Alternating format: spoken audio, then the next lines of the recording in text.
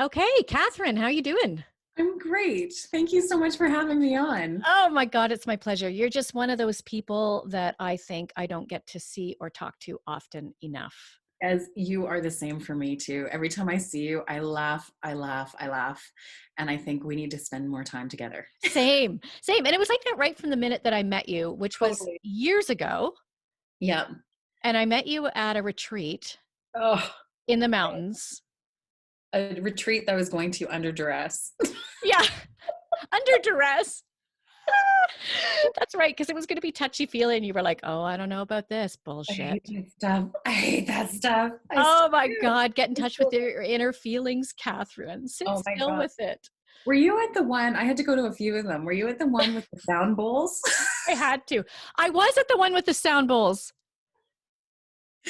You're like, it's like lay on your back and listen to this woman play the bowls for an hour. And the vibrations are going to work through you. And then she's going to pick up on your energy and give you some insight. Did Yes. she give you some insight? No, I had a nap. Oh, oh, that's awesome. I've never really, I mean, like you say, it's a good rest. I don't like some people feel profound energy from the sound bowls. I don't get that. No, I didn't feel any of that. I had a really good nap, and then you and I had a drink afterwards and ate really giant Nanaimo bars looking out over the mountains. See, Or something. that's a good day. It was a Yeah, great day. it's a So good maybe day. it was the sound bowls. Yeah. Set us up for some gin and tonics. Yeah, Oh totally. my God. I remember the conversations we had were so bloody funny. You are one of the best storytellers I know. Oh, you're so sweet. Well, I think you and I were both going through, I hope I'm not oversharing here, but going Share through away. Go ahead. divorces. We were going through divorces at that time. Yes. Yeah. And that is something that, you know, is like the hardest thing that someone is ever going to have to do, and also creates the funniest moments in your life because you're so vulnerable, I think, right? I think so. Yeah. And you're changing. There's so much going on, and you're trying to figure out who you are and what you're about and what's okay and what's not okay. And What do you want next? what the And hell happened anyway? And I think you were ahead of me in the process because you had been dating at that time. And I was still at the point where I was like, no way. But then there was a part of me that was like, I wonder. And so you would be telling these stories about yes. dating. And I was just like, is that really what's going on out there? Yes, you're right. But in all fairness, my husband left me, and like 2 weeks later, I Yeah, started dating out of you spite. were ready. No, I don't think I was actually. Well, you're ready for something. I was angry, and I think it was more of a spiteful decision. Yeah, And yeah, I went through a few phases. Like there was the farmer phase at the beginning, that's awesome. The and then farm. it morphed into like the construction worker, and then there was the lumberjack phase. And yeah, it was so much fun. You're a trades girl. You like the trades.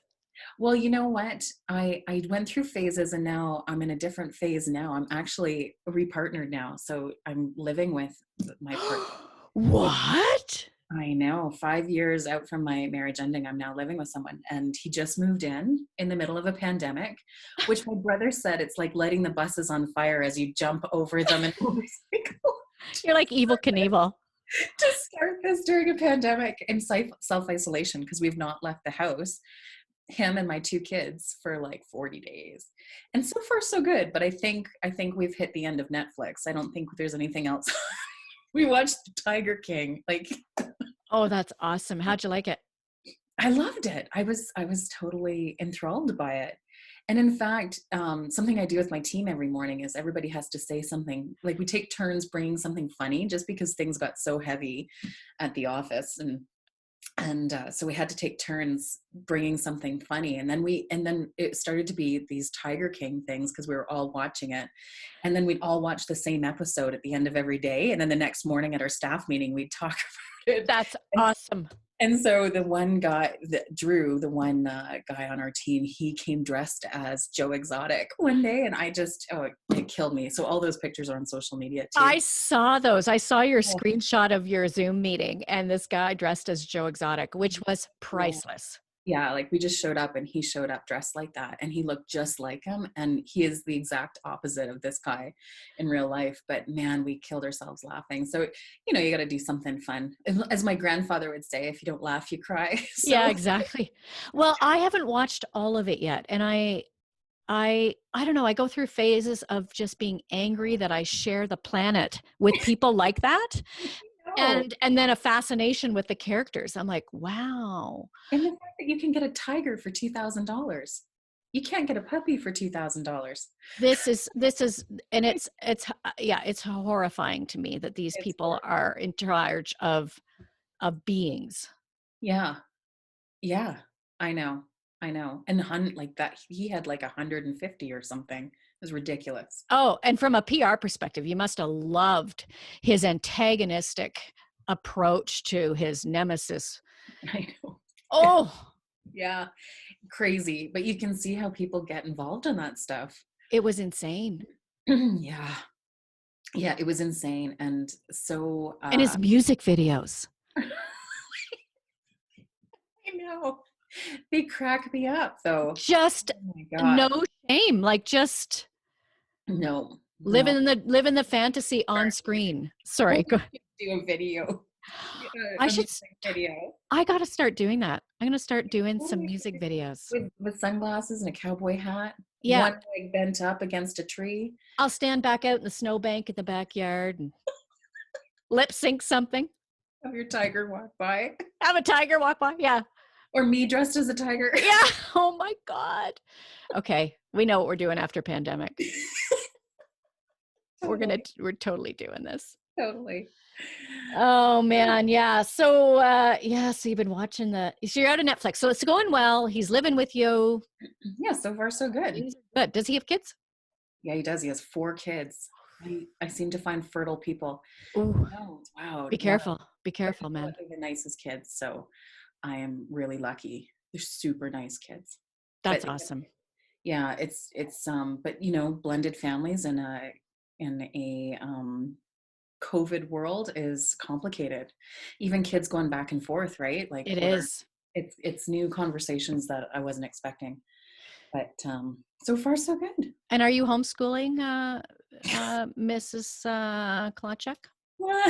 Yes, yes. You could call it that. You could Yes. call it you They're could call learning something. they're learning something. My kids are spending a lot of time watching YouTube videos of other people playing video games, which I don't understand, and I worry about them. And yet, I hear in the video game world it's awesome. I don't get it either, but people talk about it. I don't play video games because they bore the hell out of me to begin with, let alone watching someone else play a video game. And then there's like running commentary of these people playing video games, and it's like the mouth breathers of the world that you That's know awesome. crazy. So I worry about their IQ. I So worry about their social consciousness. Um, not enough to do anything about it, but yes. just an So underlying concern. we did start a few things. It's mostly yelling, I have to say. Like my schooling technique, my teaching style is a lot of yelling. There's some swearing. Good for you. It takes me back to grade 3. I had a teacher like that. She was awesome. I had a mean teacher. Was she Yeah. mean or was she awesome? No, she was losing her mind. Oh, those are the good ones that are She like, was losing it. You could hear her screaming down the hallway over, like we would be doing an art lesson. Like I remember her screaming at this kid, Mark Canali, screaming at Mark because we had to fold something and fold, like we had to do it with her, like fold this, like really artistic, right? yeah. Fold this paper like this, fold this paper like this, and cut here. And I remember her yelling, "Don't cut the red paper!" Like losing her mind. Mark Canali. Oh, but then outside of school, she was a dream because I delivered papers to her house and she was so nice to me. I remember looking at her thinking, are you the same lady that is like losing it in school? Maybe it was just Mark that angered her. I can relate to that. I think she was near retirement, hanging in there for the pension, and should have retired 5 years ago, was sick of Yeah. grade 3 kids, hated 8-year-olds. I don't know what it was, but man, she was rough at Yeah. school. But outside school, she was lovely. And she's actually the lady that got me started in piano lessons. I didn't know you played the piano. We could totally do a music video. We I'm in should. my tiger costume right now. Oh, this is good. This is good. I started piano lessons in grade 3, and because she phoned my parents and said, "You've got to start this girl in piano lessons. She loves the piano." And I did. Like I remember hungering to sit down at that keyboard, and I remember her explaining the notes, and it made perfect sense to me. It was just like, "Oh, I can read this." And I just Really? played, yeah. No, I don't have those skills. Not at all. I didn't like practicing, so I eventually stopped taking it, but Oh, now's the time to bring it back. yeah. My brothers used to howl like wolves when I was practicing. Supportive. Arr! As I was like, tink, tink, tink, tink. Yeah. So it's really great. Oh, brothers are the best. Yeah, they are actually. My They brother are. used to pin me down, and he's 6'6", and he was like, I feel like he was 6'6" when he was like 12. Yeah. And he would pin me down, and then he'd play the spit and suck it back up game. My brother did that. Oh, Not always successfully. no, totally. He was Sometimes you'd get a big loogie, as we called them, like right there. right, totally. Yeah, I got more of those than I got of success stories. Yeah. I think it was strategic on his part. My But brother, yeah, he would hold us down and fart on us. He would hold us down and, do the loogie spit thing. yeah, Um, my brother used to wait for me under my bed. And so oh, when I yeah. came in at night, he'd wait for so long.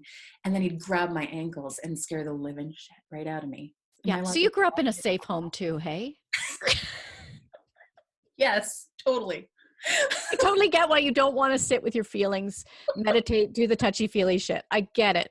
Someone's going to jump out and grab my ankles. Oh my God. We used to hide, like you say, like we were dedicated and we would hide behind doors, behind things, and scare each other Yeah. to death. Oh, totally. And I now do it to my children. Good for you. Yeah, I think it adds an element of fun For you. for me. That's But they awesome. do it back. They do it back. And I've had 2 children now, so there's a lot of the peeing of the pants. Nice. Nice. When you're terrifying your children until they pee their pants, that you're really nailing it, right? This is a good marker. Totally. KPI. Totally. This is No, it's good. me that pees, not them. Oh, They have bladders of steel. Me, not so much. that's No, awesome. no. A Yeah. lot of peeing up the pants. Good for you. Good for you, Yeah. Kathryn. Thank Good you. for you. I get that. I get that. It's a skill. Yeah. Yeah. You're reminding me of all the times when I used to take karate, and our warm-ups were leapfrog. That's awful. Leapfrog Like as an adult, as an adult. you have to leapfrog strange people. That sounds I got partnered with one of my neighbors because it was a neighborhood karate, family karate. So I got partnered with this twice. I have 2 stories about this. Once I got partnered with my next door neighbor to do a game of called head tapping. You had to try yeah. and tap somebody on the head, and then you had to try and block him, and it's just a warm up thing. And I went to tap his head because he was I'm short, so I went to tap his head, shoved my fingers right up his nose. Right up his nose, my next door neighbor, like, and he was like mortified, and so was I. And I was like, oh God, sorry about that.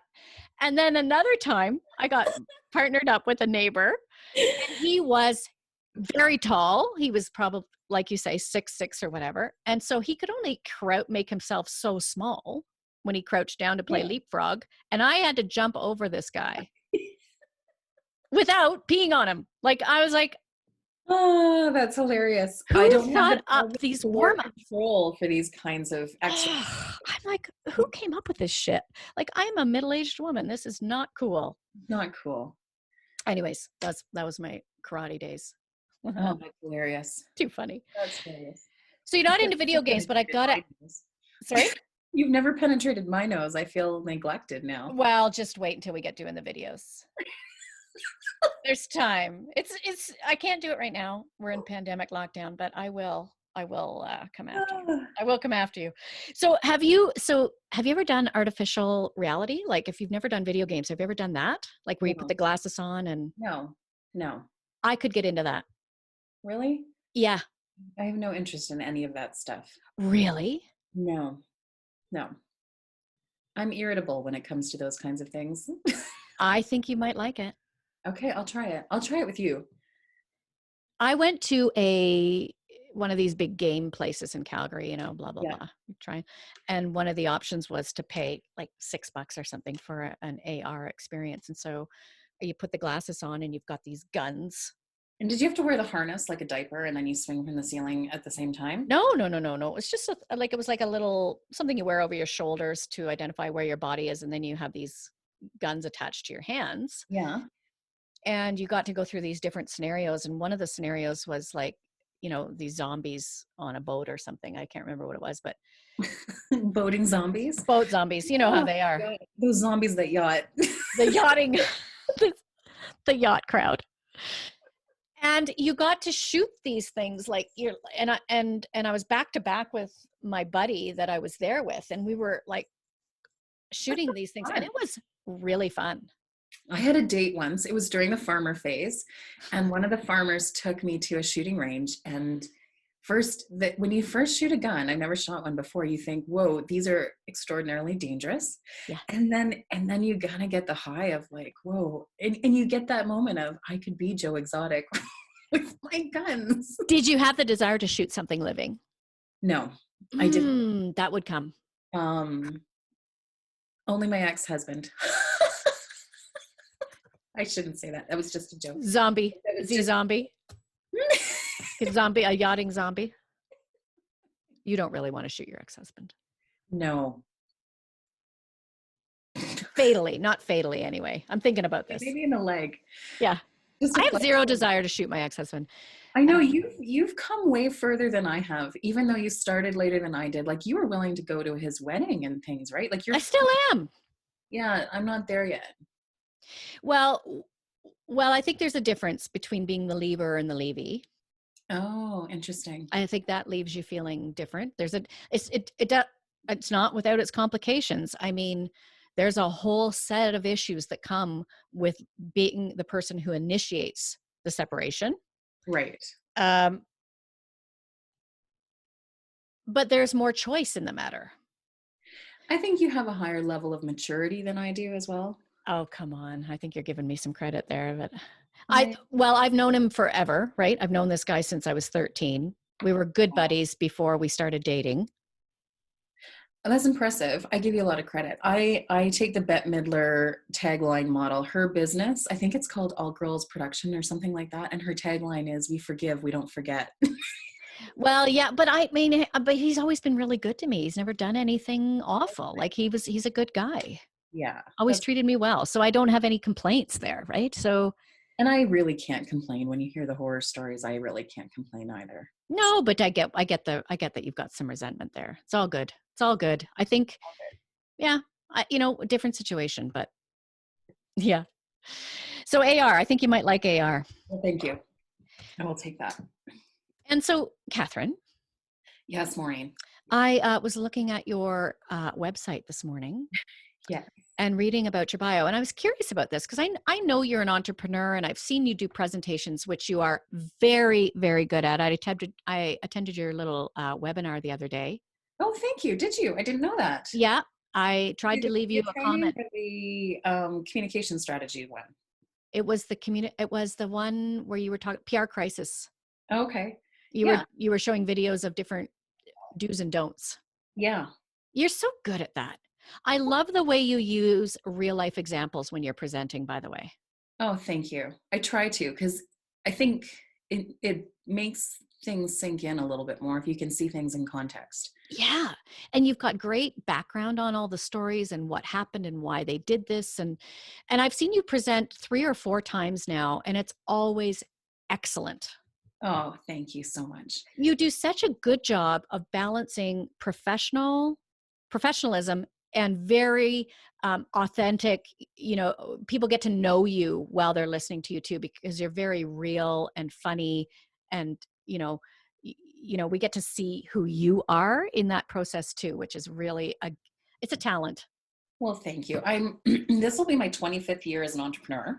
Mm. And so I've blown up a business, and I had a successful business that I sold in 2010. And then this business has done really well for me too. And I think this business, the communications company, is 10 years old now. And I think you kind of learn what works for you and what doesn't. And presentations have always really helped me fill the pipeline for businesses, or for business for us.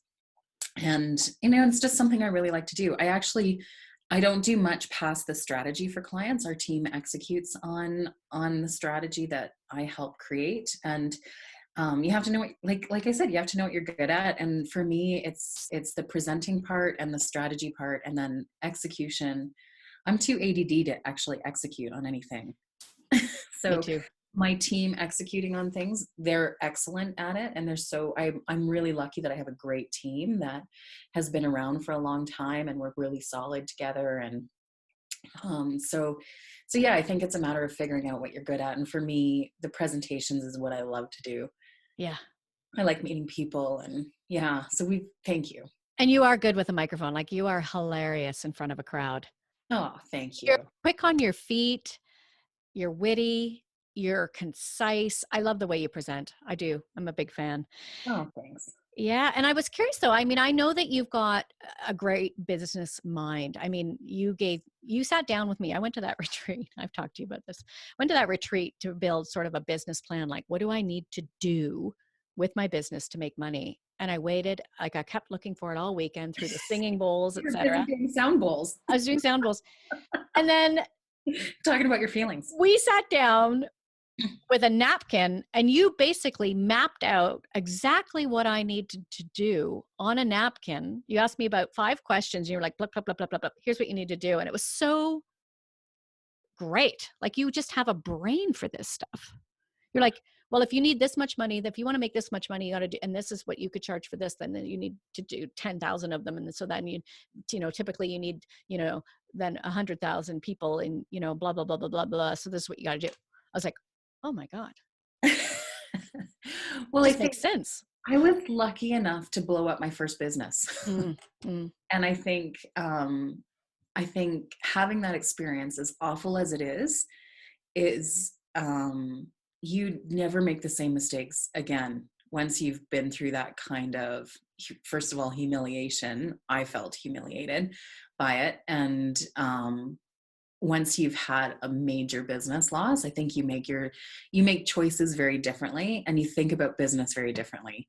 I don't think about my businesses as babies anymore. I think about them as money makers, and I think about them as a way to live a lifestyle that I want to live with my family. And and so, and I love what I do. So it's a matter of finding that balance between making a business work, loving what you do, and enjoying it on a day-to-day basis, and doing Mm-hmm. what you're good at. I am, like I said, I'm good at certain things. I am not good at the execution side of the projects. And so I hire people specifically for that. Mm-hmm. And finding that balance took me some time. Like, I'm 10 years into this company alone.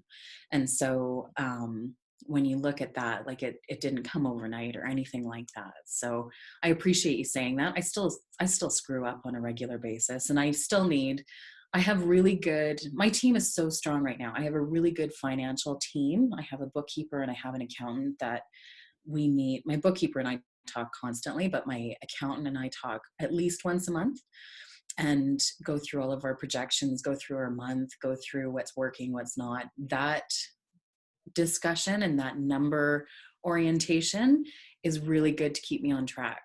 Because if you don't look at those numbers all the time, it's so easy to veer off course. And I have veered off course so many times. So now with this business, I have really stuck to keeping my books up to date constantly. I really work to keep my team consistent and retained and resilient. And that's not always easy either. Two on my team were right out of school, and I've kept them right out of school for years. One almost 7 years now, and um, and like you have to invest in people, and that's, as you know, it's hard for me to sit and talk and just talk. Although today's easy, but with you, but that's something I've had to really invest a lot of time in. So it's so funny, like the skills that you develop around a business aren't necessarily the skill set that you're selling, right? Right. It's team management, it's financial management, it's sales, it's presentations and public speaking, it's client relationship management, all of those A things. lot. Yeah, that's a lot of stuff. So back to when you say you blew up a business. Mhm. How, like, I don't know that story. I know I've heard you say that many times, but how did you know that the business was done? It was time to call it. It's over. I got to take, suck it up and take a loss on this and walk away, because I've seen so many people hang on. Oh, totally. And I hung on probably 2 years longer than I should have. Mm, So it was a nonprofit, which was, again, excellent experience. But we worked with kids with severe neurological disabilities. mm, We had about 50 clients. What I really loved, the work that I loved, was working with kids with severe autism. And that was something that I came right out of school doing. I really loved doing it. It's totally different than what I do now. yeah. But it was, language development, behavioral modification, skill development, social skill development. And and so I was working with kids and their families as an independent contractor. And then the Alberta government came to me and said, if you convert this into a charity, then we can fund you directly, as opposed to the parents paying me and then waiting on reimbursement. And so I felt like that was a good choice, an Mhm. ethical choice. But what in effect I did was go from a very diverse revenue stream of 50 different clients to one client.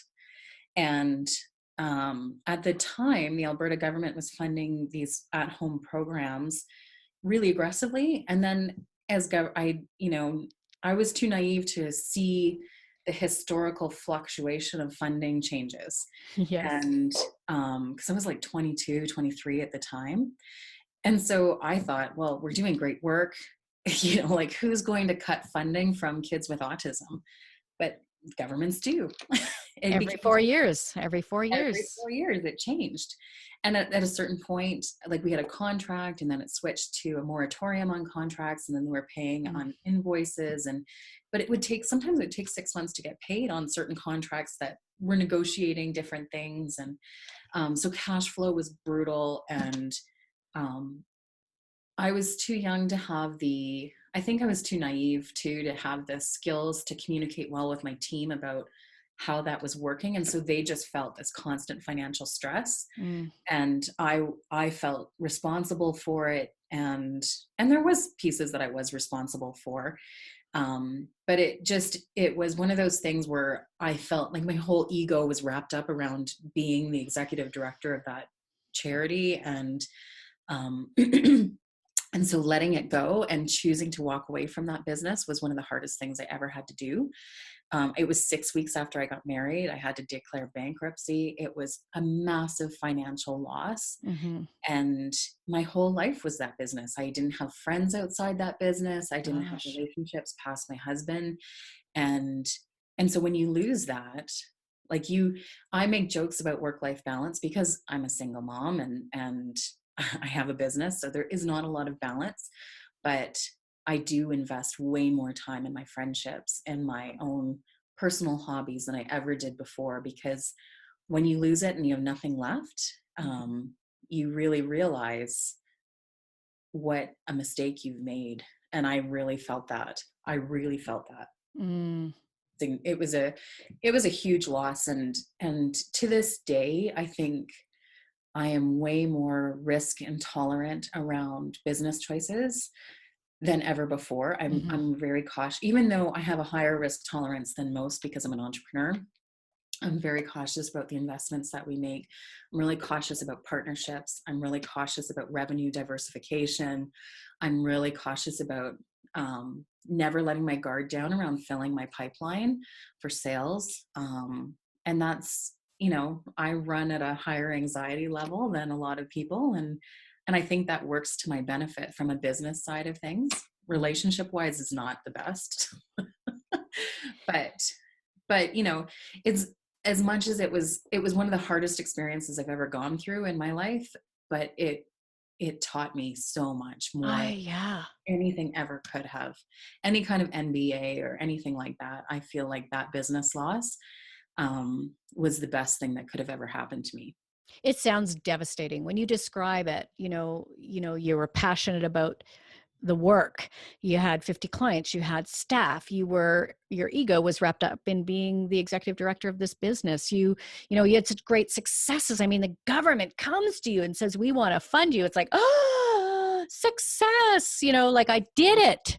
Yeah. And oh my And then gosh. when you're young, like I was walking around like boss hog, right? Oh my God.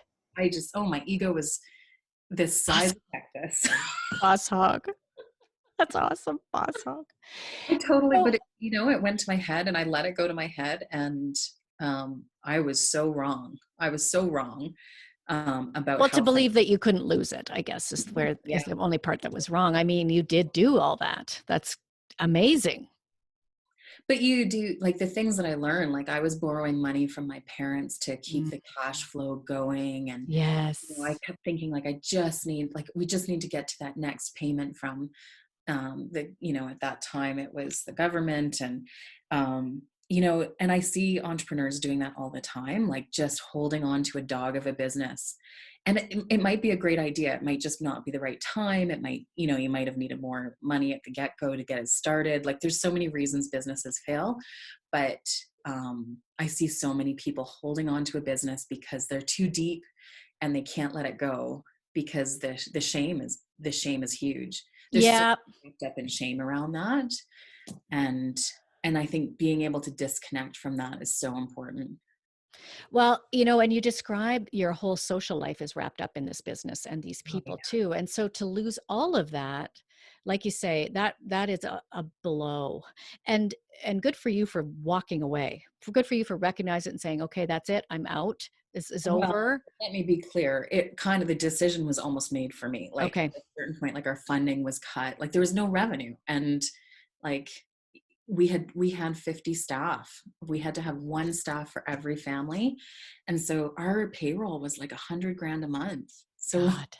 with no revenue, like you're done. You're just Yeah. done. The It's decision over. was made for me. And um I just remember like the devastation of that and holding on until the very last minute, until everything was just like cash was bone dry. And I remember thinking so clearly in my head, I remember the moment it just sunk in that not only was it done, but the consequences of it being over, the mess I had to clean up was so big, and it almost felt insurmountable. And I remember throwing up in the parking lot of my office because it just felt insurmountable. Mm-hmm. And now looking back, it isn't. Anybody can, if I can do it, anybody else can do it. Um, and Canadian bankruptcy law is so good, I think, for entrepreneurs. And unfortunately, I think we're going to see more of that during this COVID situation, Mm-hmm. unfortunately. But it's funny because I've spoken about this to certain people, and I speak about it all the time. So I've spoken about it to entrepreneurs who really hear that and feel hopeful and feel more educated around the decisions they make. And then I've spoken about it to other people who get angry at me for utilizing those bankruptcy laws at the time. And I feel like, well, that's taxpayers that end up bailing you out and all of those things. And and there's an argument to that too. But Canada is run on small business, Yeah.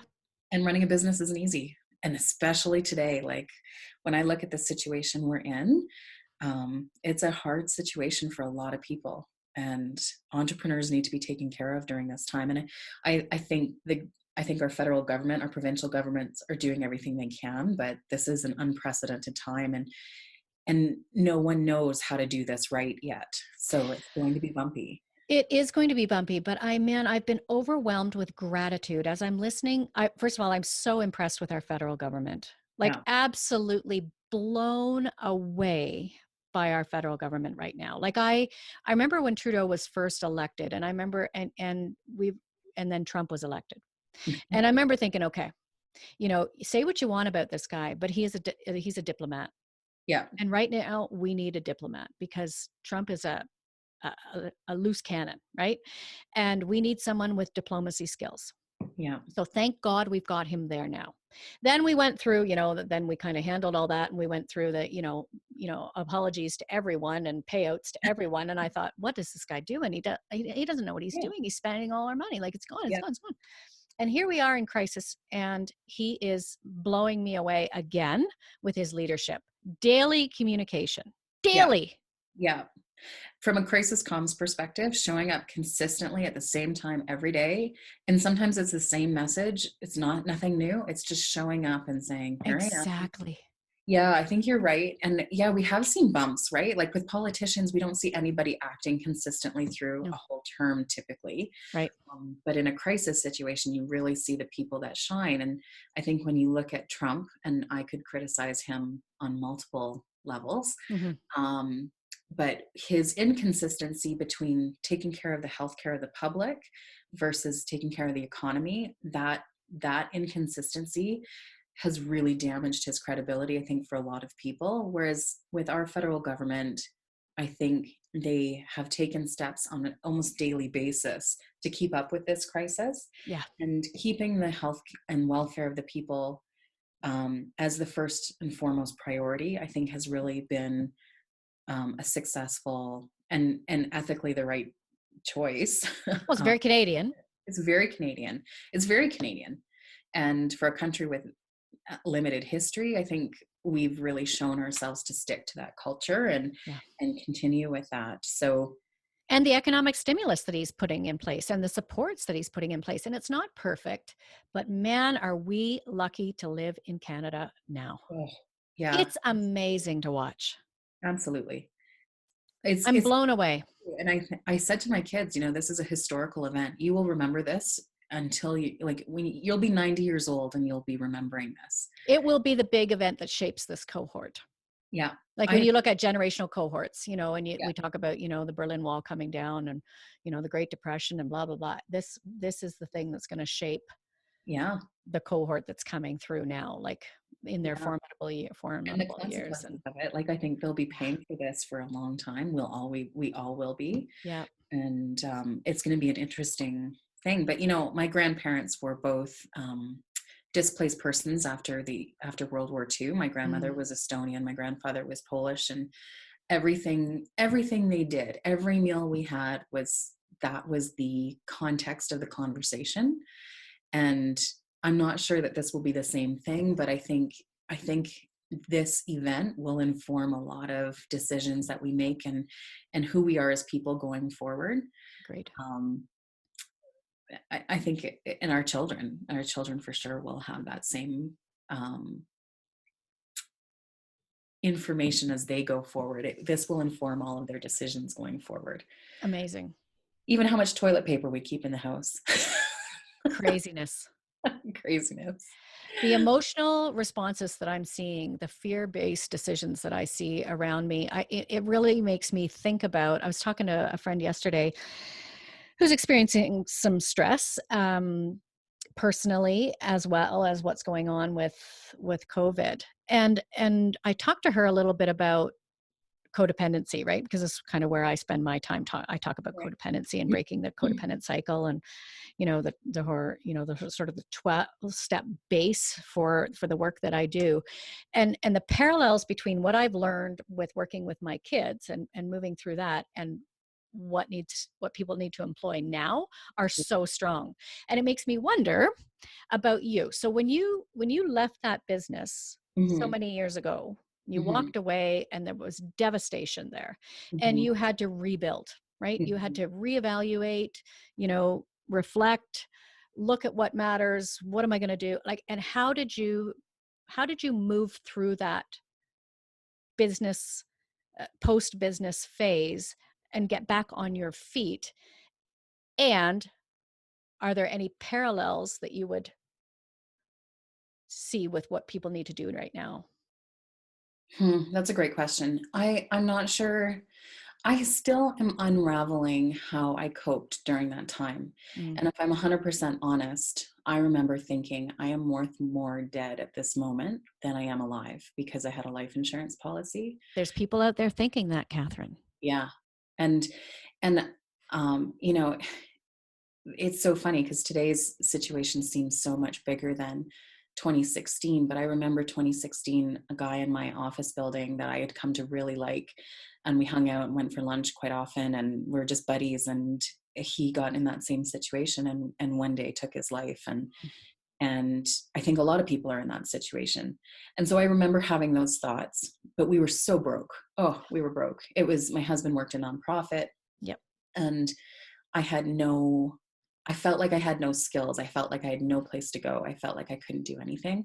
And I kind of went to bed for probably 4 months, Mm. just watched TLC like 16 hours a day. Yeah. Right. Like, and took, like, I slept tons, and like, all the clinical signs of depression now, I can see that. Yes. And then I woke up one day and I said, we should have a baby. Thinking that would be the best solution to this, right? Being broke and having, Let's depression. add some stress.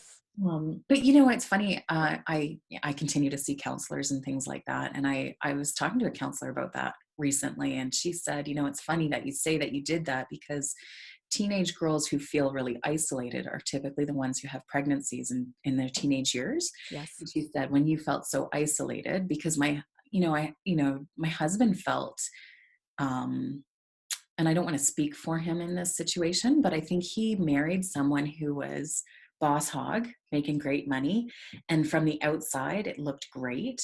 And then when all of that fell apart, I think he felt really betrayed almost, Yeah. right? Like the person he married wasn't what he got. So 6 weeks after we get married, all of a sudden I'm unemployed and I'm in bed all day long. And I think that was a real betrayal for him. Mm-hmm. And so I was, so on top of losing the business and on top of losing all those employment friendships and all of that social atmosphere and work atmosphere, then at home, our relationship was really damaged. And what I had to do in order to keep cash flow going was, like, I racked up credit cards and all of that stuff that entrepreneurs do to survive. And so I think that the damage to my marriage was significant. And I'm not sure we ever really recovered from that. That's a hard hit for a newlyweds. Oh, it was brutal. It Mental was, illness, right? Crisis, financial stress. This isn't what I signed up for. Where'd my wife go? yeah, yeah. And then Yeah. one day she's like, let's have a baby. Yeah. And 3 minutes later, I'm pregnant. Right. And Yes. so, and then, depression doesn't go away with a pregnancy. In fact, I think it gets worse. Yes. And so, as much as having my daughter was the best thing I ever did, it took me a long time to get better. And and so when I had her, but then of course, like, we were still broke, so I needed to work. And so I was trying to piece together kind of little jobs here and there. And the one thing I kept coming back to is I really wanted to be at home with her when she was little. And so the only way to really do that was to start my own business. At the time, that was what I felt. I think there's probably way more options now. Yeah. But at the time, I really felt like, because she's almost 15 now. But, and so I thought, well, what business could I start? I don't want to go back to that same industry. I felt too much shame to go back to that same industry. And, and I kind of thought, like, if we'd had more money, what decisions would I have made differently, and how would I have informed my decisions differently? And so I would have had accountants giving me way more advice. I would have had lawyers giving me way more advice. I would have made harder decisions earlier on, like terminating people, right? Like, we had lots of staff, and I wanted everybody to like me. I remember thinking that, and that's a really like, going into a work relationship like that, you're screwed from the get-go. Yeah. And not having clear job descriptions, not having clear expectations, like all of those things. And so the idea, I kept thinking, if in small businesses, like, we were a charity, but small businesses are in the same boat, where they don't have the money. They don't have $400 an hour to pay a lawyer, and they don't have the money to hire an accountant to look at their dollars every month. And so, how do I get that advice for myself? How do I get it for other women? I really wanted to work with women in business. I was a new mom, so everything I was doing was about having a baby at the same time. And so I kind of came up with the idea of like starting a magazine, because these professionals would give advice in return for promotional opportunities. And so I started a company called the Mompreneur, and the Mompreneur magazine. And it was crazy. Like, it's totally an entrepreneurial way of thinking, but I was like, oh, how hard could a magazine be? Yeah. And I literally took my baby and drove to London Drugs and bought Adobe Illustrator at the time. And no, it was Adobe InDesign, and took it home. And then I was doing like tutorials on how to create a magazine, when my baby was sleeping. And then I was starting to sell advertising by talking to other women entrepreneurs about this idea. And it was just the idea. Women are really good at creating community, Yes.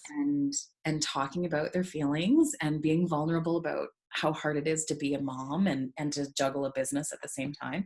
And so it was this community of micro businesses to big businesses too. And that magazine took off, I think, because of the trend in the community of women wanting to start businesses. Yeah. And not go back to corporate Canada after they had babies. And so it kind of took off without much help from me to a certain extent. It almost had a life of its own. Yeah. And because it resonated with a lot of women. And so we had accountants, we had lawyers, I had a sex therapist, I had parenting advice, I had marriage advice, and all of those different pieces contributed to it. And then we took on investors, and then we moved to distribution across the country in grocery stores. And man, like, another great experience of, figuring out what you want from being an entrepreneur, and, what it's like to, have investors, and what it's like to present your financials once a month to investors, and what are investors looking for, and what are you looking for? And what I was looking for was making a little bit of money while I had a baby, Yeah. and just getting by and doing something that kept my brain wet. And all of a sudden I've got investors, and they're looking for a financial return. They don't care about your work-life balance, right? Yeah. And so that was a really great experience too. And so I sold that in 2010 when I had my son, because it got to be too big and too much work in order to have another baby. And there was another recession happening, and, Yeah. it was a hard time. And so selling my shares in that company was one of the best things I ever did. Yes. It was hard to do though, because I loved that business. I loved doing it. But I loved being a mom more, and liquidating my shares at that time was a really good financial choice for us. So, I can't even remember what your question was, Maureen. Well, it was a little, I mean, it's I such feel an like I could interesting talk for story. No, it's such an interesting story. The question was about, what did you learn about that time? What did you learn about yourself and coping and moving through things, um, that could parallel for people now going through this hard time? I think the one thing that I often say, and I'm criticized for saying this, is you have to know when to quit, and you have to know when to throw in the towel, and you have to disconnect your ego and the shame of quitting with taking care of your own personal and family situation. And I just see so many people holding on. I see so many people lying to their spouse Mm. about their financial situation. So common. It's so common. As in entrepreneurs, Like you we're say, rack up credit cards, oh, rob Peter to pay Paul, like, everything's fine. I got this. yeah, I just need one more client. I need my accounts receivable. Once it comes in, it's all going to be fine. And Hmm. it's they're hard lessons to learn. They're Hmm. hard lessons to learn. And I think you have to be able to be disconnected from your business enough to be able to make really hard choices.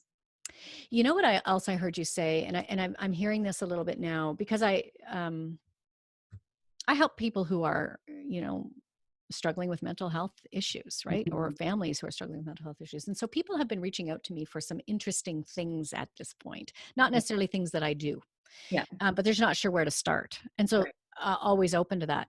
But so people are getting a hold of me and saying, we laid off somebody at work, and he's saying some scary things, Yeah. and we're really worried. Yeah. And, things like you described, like I'm worth more dead than I am alive, or all my money and all my life was wrapped up in this business. And and they're saying now things like, I'm too old to start over. Yeah. And I don't know when this is going to end, and what's the point. And I loved what you said early on about, it felt like the end of the world. Yeah. It felt like it felt overwhelming. You vomited in the parking lot. Like, this is devastating. And you can't see hope in those moments. No.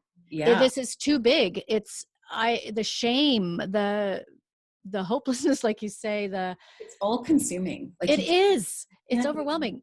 I remember going to the movies, and I, for the life of me, cannot remember what movie it was, but I remember leaving that movie going, I did not hear one thing that they said For sure. because I was just too wrapped up. Yeah. And, I Your wasn't. emotions are flooding your brain. There's no room for thought, no room for rational thought. And so the other thing you said was, it was very survivable. In fact, it was just a really good lesson for me. And I did move through it. And I took advantage of resources like, bankruptcy laws. I took advantage of supports. I went to bed and I watched the TLC, for 4 months, Yeah. and then I thought about, well, what do I need? Yeah. Well, I need something outside of myself to freaking focus on. Yeah. Let's have a baby, Yeah. you know? Yeah. And yeah, we One person who's just going to love me unconditionally and be super easy to get along with. yeah, and we're all running with scissors when we make that decision, We're right? going We to have no dress idea. and We have no all idea what we're doing. roses and sunshine. Yeah, it's going to bring us closer together. Yeah. Yeah, good luck with that. It's actually going to cause tension like you've never Oh experienced my before. gosh.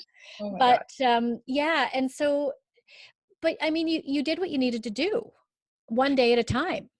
And I look back on it and I think, thank God I had that experience, because Yeah. the success that I've had since is all because of that. It was all because of each of those hard lessons. And Yes. I wouldn't trade them for anything now. But at the time, I thought they were insurmountable. I thought they would never, um, they were too big to share. Like, I didn't tell my family about the bankruptcy thing for a long time. And now I'm speaking publicly about it. Mm-hmm. And I just thought it was too big. It was too ugly. It was too scary. And the ugliest piece of me became one of the most important things that's ever happened to me. Oh, it's positioned you beautifully Yeah. to do the work that you do now, Yeah. Yeah. right? You help businesses with their PR and people. Basically, I mean, I love your crisis specialty. You're doing a lot of crisis stuff. Crisis is our specialty, and communication is our specialty. And the success that we've had would never have happened No, unless I hadn't gone through those experiences. exactly. I love that. I love that. And so yeah, like so when I see people, and I see people who are like this, very, it's hopeless. Yeah. Yeah. It's hopeless. There's never gonna end. It's Yeah. never gonna get better. And the message always is, there's always hope, Yeah. and it will get better. And it will get way better. It will It get will, way better. I yeah. think you were one of the people that told me that when I left my marriage, and you were saying, you said to me, it's your life is going to be way better than you ever imagined. And I hung on to that Oh, like good. this, like, okay, do you promise? Are you sure? I don't know how you know that, Yeah. but I got to hang on to that. Yeah, especially when it comes to divorce. We're really talking about the crappy things right now, but the divorce thing, I remember that happening, and it was so hard for so Yeah. long, like years, but at the same time was so much better. And Right. I don't know how to describe that other than it was so hard and so awful, and yet so much better than before. Yeah. And so for the people that are thinking about it, and pretty much know that they need to do it, I'm not like, if you can make your marriage work, please do. But for the people that know that they can't, and but they're too scared to leave, it is so much better once you get through the hard part, even during the hard part. Yeah. And And when I talk about change and transition and leadership, and all the time. And every time I say to see people, think about a time when you were challenged, right? Doesn't matter what it is, a challenged, and you learned what you were made of. Yeah. And people do, they everybody can do this, right? Sit Yeah. back and reflect and think, oh yeah, yeah. And I'm like, okay, so how did it feel initially? And it's always this, it's devastating, it's too hard, I can't do this. You know, I want the safety and security of what I knew before. Yeah. The unknown is so scary, you know, how am I ever going to get through this, blah blah blah. And then you do learn what you're made of, and there is always something better on the other side, always. Always. And I think when things are really bad, I think there's a numbing that happens. And I Mm, think about my marriage and how numb I was to, we're just going to stay for the kids. Like I didn't even consciously process that, but I think there mm, was a lot of course I'm never going to leave this mhm, because we have kids. And it's just a tricky time, and blah blah blah blah blah. And the business too, if we just need a different government, or we just need a different contract, or we just need our accounts receivable to come in. And you mm. kind of get into this numbing, like, toleration, like you tolerate this crap. And when that is gone and you're not numb anymore, you're feeling a whole bunch more, but you're also like, you feel the good stuff too, Yeah, right? yeah, And I think that's the difference, is as much as you're feeling the crappy stuff, you're feeling the good stuff too. yeah. There's And so then, much lowering the bar that goes on, right? When you're in a yeah, bad situation, it's like, well, in rationalization and making excuses for, and yeah, talking yourself into or out of, you know, like there's a lot that goes on there. And then when you finally face it, yeah, there is a sense of yeah, I just yeah, need to look at it. yeah, totally. You know, and I think your business is like that. And I think, you know, I think any tough transition is like that, honestly. Let's just I sit think down and look there's at it and there's just deal. parallels. Yeah, there's so many parallels to that. And um, yeah, once you face things head on and you learn how resilient you are, and you learn that you can get through anything, that You can. you don't need anybody to help you, that you can survive no matter what. Yeah. And man, like, we see the resilience of people all the time. Yeah. And once you figure out that you can survive anything, Yeah. then, you know, things become less scary. You won't just survive, but you actually will thrive. And I do love that you say that you took advantage of resources. Yeah. Take advantage of the resources that are out there. Lean on people, ask for help, be honest. You know, the more honest you got, the better you probably felt. Yeah, totally. And yeah, I agree, because I think you have to take action in order to get better. And I think that action looks different for everybody. I remember so distinctly, the bankruptcy trustee that I met was so kind to me Mm. and understood the situation. And I was pregnant at the time. I just found out I was pregnant. And I remember he was the only one that really congratulated me on being pregnant. And so, like, those kindnesses are like, they kind of crack you open They too, right? do. And you don't really expect, you don't know where it's going to come from. No, It could be like the grocery store lady, it could be your bankruptcy trustee. But I know. Someone who sees you as a human being is yeah. and dignity. and where you get support from is from all of these unexpected places. Hmm. And thank God for those places. And I think during that divorce time where I met you, most of my really great relationships and friendships have come from that time. And I Mm. think once you go through something like that, you're not willing to tolerate the crappy relationships anymore, right? It's If, and it true. My and best relationships. it's not just your marriage, it's your friendships too, right? Yeah, I'm not it's willing to true. tolerate the ones that aren't great No, anymore. it's true. I walked I don't away have from a time. number two. Yeah, you're right. You're right. You just kind of learn more about what's okay, what's not okay, what's support look like, what doesn't it look like, what, you know, who's a fair weather friend, who's not. Yeah. You know, you learn all of that stuff, and it's not a bad thing. Yeah. So, Miss Kathryn, I think we're gonna have to do a part two, honestly, because I still have way more questions for you. Like I do. I got a million, but I am curious. So, for those of you, uh, um, all my many, many listeners who are wondering at this point, how do they find you? How do they find you? Well, you can always go to our website, Alchemy Communications. You can go to my LinkedIn page. But if you are a small business owner or involved in a nonprofit or work for a municipality and you're looking for communication strategies, then we are doing lots of presentations. I'm doing tons of them right now. And there's lots on our website for free resources, and you can just download them. Okay. So thank you so much for the opportunity, because I do believe that this is going to take off. You are so dynamic and such a Ah, great speaker yourself. I think people will love this new medium for you. But thank you. I really appreciate you having me on. that's kind of you to say. Thank you. Do you have anything in particular that you want to promote before we I end the think call? I think our presentations right now are really helpful for a lot of people if you need some guidance on how to message and communicate during this time. But I'm just happy to be here. I'm happy to spend time with you, and I'm thrilled to promote you on our channels. So we'll do that for sure. Thank you. We'll do that Thanks. for sure. Of course. You're welcome. All right, Miss Kathryn. We'll talk soon. Okay. Have a great day. You too. Bye.